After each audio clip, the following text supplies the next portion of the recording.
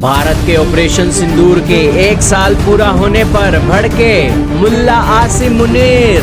पाकिस्तान के field marshal ने अपनी सेना की इज्जत बनाने के लिए झूठ का सहारा लिया, दे डाली भारत को गीदड़ भभकी। जी हाँ दोस्तों, इस वक्त की बहुत ही बड़ी खबर आ रही है पड़ोसी देश पाकिस्तान के मुल्ला मुनीर से।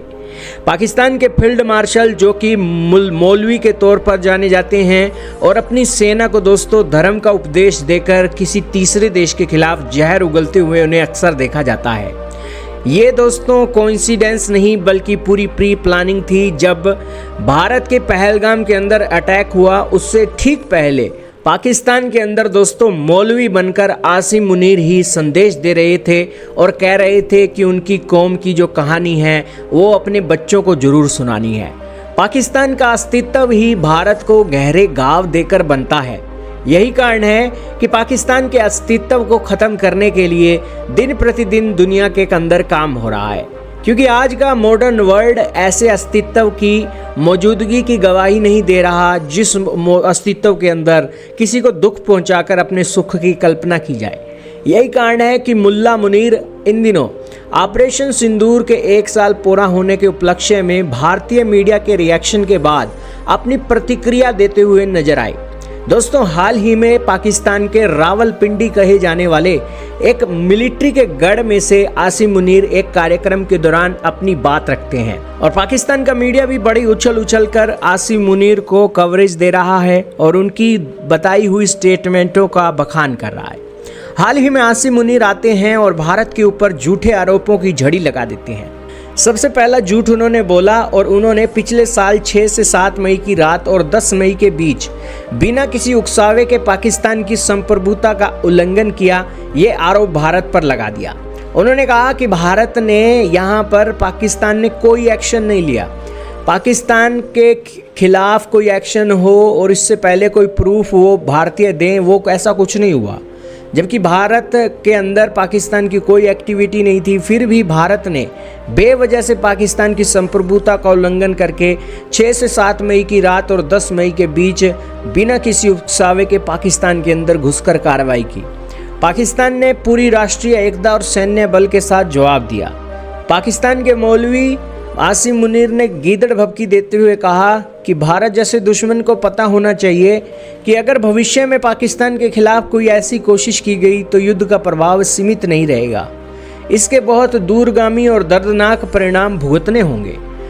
मुनीर ने आगे उपदेश देते हुए कहा कि मार्काए हक केवल 2 देशों या सेनाओं के बीच लड़ा गया एक पारंपरिक युद्ध नहीं था, बल्कि 2 विचारधाराओं की लड़ाई थी।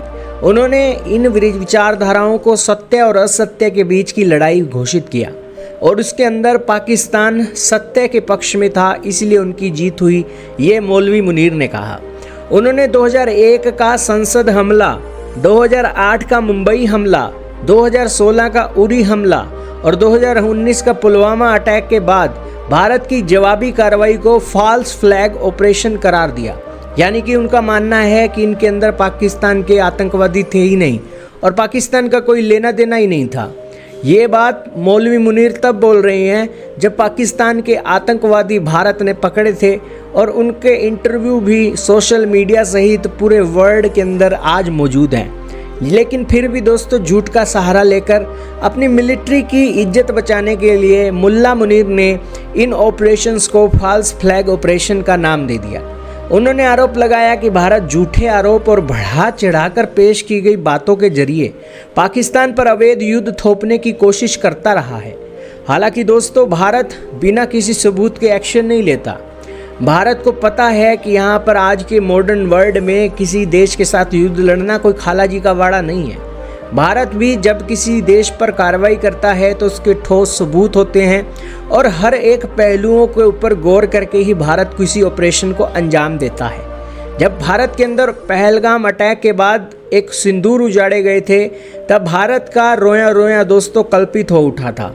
पूरे भारत से एक ही आवाज़ आ रही थी कि पड़ोसी पाकिस्तान को मुंह तोड़ जवाब दिया जाए और उसके बाद भारत ने सभी निर्णायक चीज़ों को करते हुए सेना को फ्री हैंड दिया और पूरे देश की जनता भी दोस्तों यूनिटी के स्तर पर आकर सेना के साथ मिलकर दोस्तों मॉक ड्रिल भी कर रही थी और इसी के साथ ऑपरेशन सिंदूर के साथ कंधे से कंधा मिलाकर पाकिस्तान को जवाब देने की तैयारी में थी।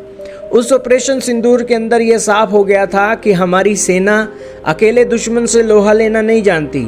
हमारी देश की जनता को भी एक वेपन के तौर पर भारत की सरकार ने इस्तेमाल किया और पूरा देश एकजुट होकर आतंकवाद को मुंह तोड़ जवाब देने के लिए एक साथ खड़ा हो गया था।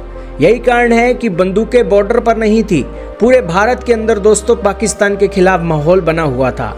यही कारण है कि एक छोटी सी चिंगारी पहलगाम हमले के अंदर पूरे आग का रूप ले गई और उस मौके पर दोस्तों 4 दिनों के युद्ध में पाकिस्तान की ईंट से ईंट बजा दी।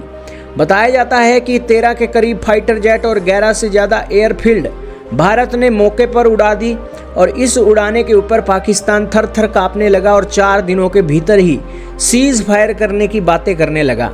पाकिस्तान जो पहले ही अपने देश को चलाने के लिए संकट पर है, उनकी मिलिट्री के अंदर सैनिक भर्ती ही नहीं होना चाहते हैं।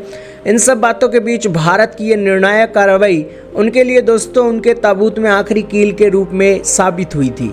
यही कारण है कि उसके बाद पाकिस्तान आतंकी गतिविधि करने के बारे में सोच भी नहीं सकता।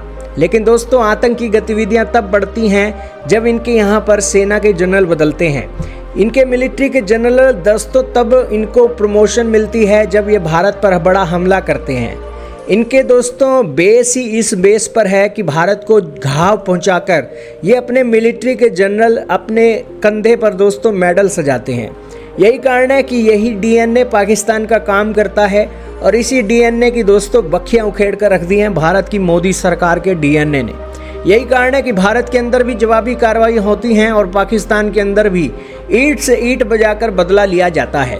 खैर पाकिस्तान के मौलवी मुल्ला आसिम मुनीर कितने भी बयान दें, कितने भी मौलवियों धर्म के उपदेश दें, लेकिन धर्म से इनका दूर दूर का नाता नहीं है और मौलवी कहलाने ये लायक नहीं है।